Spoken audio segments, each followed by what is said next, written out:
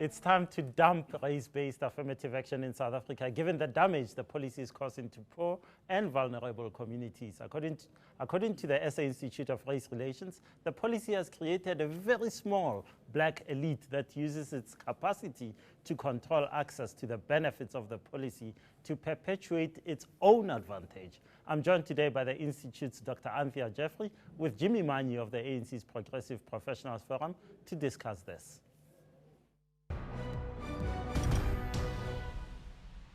Dr. Jeffery, Jimmy Manyi, thanks so much for joining us. Can I ask you to explain, what do you mean that affirmative action is killing babies? Well, let's look at the background a little bit. We've had about 20 years now of the implementation of affirmative action. And the implementation has been most rapid in the public service, where there was, for example, between 1994 and 2007, an 80% turnover of staff at senior management levels. And the result, it seems, has been quite a serious loss of experience and institutional memory, perhaps also of the capacity to mentor. And we've also seen a great concern being expressed over the years about declining capacity within the public service. Rather few people make the link to affirmative action, but some do.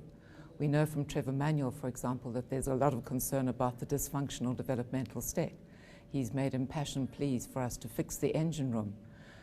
It's more unusual for people to go beyond that, but for example, Matthews Posa did in 2009, when he said that local government was in ICU because of the mistakes that had been made on affirmative action.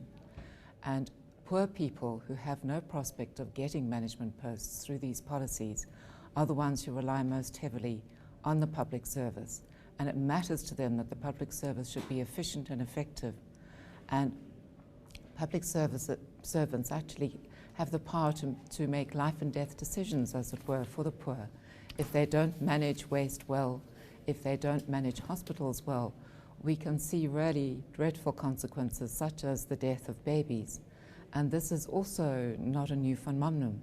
If one thinks back to 2008, there were more than 140 babies that died in various hospitals in the Eastern Cape because of waste management plants that were not properly maintained. And we're saying that as the capacity of the public service diminishes, it's the poor that primarily pay the price for that. And we have a race-based system of affirmative action, which makes it very difficult to interrogate the policy because race is such a very controversial issue. Okay, there's an alternative which we would like to promote instead. Can I, before I give Jimmy Manyi a chance to, I'm a bit taken aback by the Institute, yourself, Franz Cronier's attack on affirmative action, because I take some of the things that you've been saying over the past year, and I have to say, of all the researchers in South Africa, it's your institute which has really gone out of its way to say the African National Congress, in the 20 years that it's been in power, has done an amazing job of delivery. So, for example, the number of households living in formal houses increased from 5.8 million to 11 million, or by 89.9%. The number of households with access to electricity, 5.2 million to 11.9 million. These are the same black people, the same affirmative action appointees who are delivering this extremely incredible delivery successes that you today are saying are killing babies. So I get confused by this. Well, there are differences, of course, between building houses and running hospitals and maintaining waste. But it's also true that we have reflected what the government has said about its successes in rolling out houses and the like. It's very much more difficult to get statistics on things that go wrong, taps where the water doesn't come out anymore, houses that fall down. But we have also spoken, for example, about the 57 billion that's going to have to be spent on Yes, but I would say to you that the kids who are dying in Bloemhof, and this is a tragedy of massive proportions, the people who delivered to the people of Bloemhof are the same people that today are saying should all be fired because they are black and therefore they got their jobs because they are black. We are not saying that they should be fired. We are saying that affirmative action based on race, particularly at the very fast pace in which it's gone in the public service, undermines efficiency. And there are many more houses that have been built, often using contractors outside the public service, and often with problems over time in how those services stand up. But when you have something where you have to get it right, crucially, every moment of every day, such as sanitation, and there's a lapse and sewage slips into the drinking water, then you get tragedies such as this. And South Africa cannot afford them. So we need to look. Can one draw a direct causal link? Today, for example, the Northwest Premier, I think, fired the Bloemhof municipal manager, one of the municipal managers involved here. Now, the issue here, it's not even, the municipal manager may, let's say, you know, to your point, may be incompetent, but would a black engineer, are you saying that a black engineer who's qualified from an institution like UCT would not be able to do the things that a white engineer has done? Not at all. Not for a second are we saying that. We are saying that people are being appointed to many positions in the public service with this determination to reach demographic representativity very quickly without having the necessary skills and experience. And in fact, the Act says that people don't have to be competent to do the job to which they're appointed, that it's enough if they have the potential to learn how to do the job. But it's very difficult, I should think, for many people who are appointed on that basis to be skilled or mentored when there's been such a loss of institutional memory from the public service over time. Okay, let me bring Jimmy Manyi in. Jimmy Manyi, affirmative action is killing babies and must be scrapped. What's your response? Yeah, couple of things, Justice. Firstly, I've got 2 corrections to make, and also I'm going to appeal to you that I think the same non-interruption that you gave, you'll allow me the same. I'm going to allow you. Okay, right. Firstly, Progressive Professionals Forum is not the ANC's Progressive Professionals Forum. It's an independent organization. Yes, indeed, we do support the ANC, etc., but we're not within the structures of the ANC, just to put that on the side. Okay. Second correction, I'm appalled by the view of the Institute of Race Relations. I think it's racist, it's supremacist, and it's already taking us back. It's premised on the fact that everything that is black is incompetent. It's not backed by the facts. If you look, for instance, the kind of turnovers that it's talking about, it's actually not backed up by the truth. If you look at the report by the Commission for Employment Equity, year after year, it reflects that the top echelons of this country are run at 80% or so, are run by white people. As it were. We have a serious number of black people that are frustrated, that are not able to go through the glass ceiling because of the status quo. So this assertion here that people are turnover and over is not backed by the facts. Secondly, there's a fundamental difference between affirmative action and what used to happen in the apartheid era where there was job reservation. There's no job reservation today. What we have today, in terms of the law, people are appointed in terms of their suitable qualification. You are either suitably qualified because you've got a formal qualification, prior learning experience, and so on. There is nowhere where a person is put there on the basis of the person being black. A position of a municipal manager is a technocratic position. You don't go there because you're ANC. You go there because you meet a particular criteria. Now, everybody makes mistakes, there are lapses and so on. I'm not here to defend any lapses that anyone has done, but to characterize a lapse and put it as an affirmative action, and by implication meaning that because it's blacks that are there, and therefore that's why this is not happening, is inherently racist. And I think the Institute needs to withdraw this inference, because it's taking us back, and this is what is going to cause more divisions and is going to delay the social cohesion in this country. You agree with that? Yeah, well, there are many points I'd like to respond there. This is not racism at all. And I don't like the idea that this was my apartheid system. The Institute of Race Relations was one of the strictest critics of apartheid all the way through, and I never voted for it. But these personalities aside, I would like to make a point that we are looking for an alternative system of affirmative action, which I'd like to come to.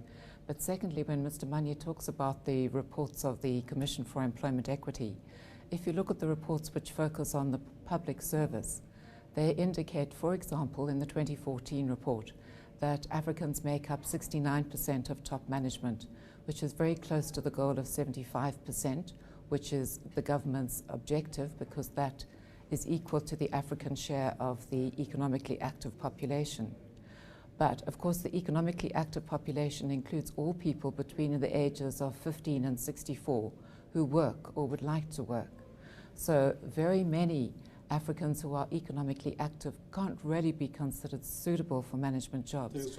If you look at the age group from which managers are normally drawn, which would be 35 to 64, then economically active Africans who fall within that age group make up 36% of the total economically active population. Would you care to respond to his assertion that and I must say I feel some sympathy to this, that it seems as if you're saying everything that is black is incompetent with this particular press statement. And so you've thrown every black manager from Gordon Sibia, who was a nuclear physicist who was stopped from working in South Africa in the 1980s, to people who've just emerged. And I think that is not true. It's racist. It's not what we're saying at all, obviously, and it doesn't need to be saying. There are very many black people who have their positions without affirmative action and on merit.